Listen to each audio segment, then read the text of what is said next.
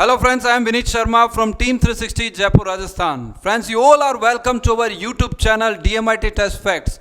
Friends, today in this video I will let you know about the parietal lobe.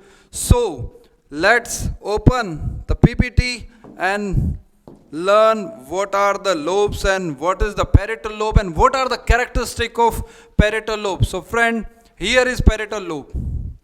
And one more slide is here right now. Yes.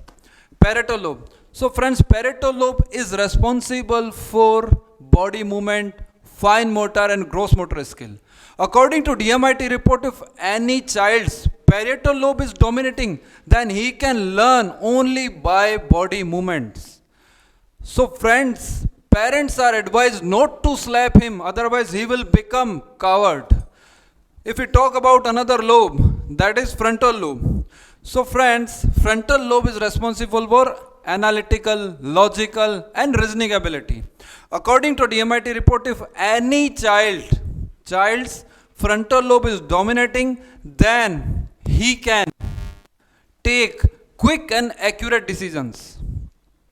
So my dear friends, I think this video is very informative. If you like the video, please press on like button.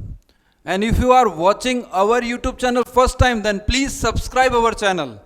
And please press on bell icon. Then only you will get upcoming videos notification, new videos notification.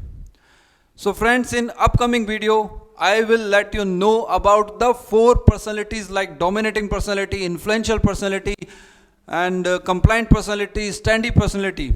And these personalities are suggested by Dr. William M. Marson. So in upcoming videos, we will meet. Thank you very much. Bye-bye.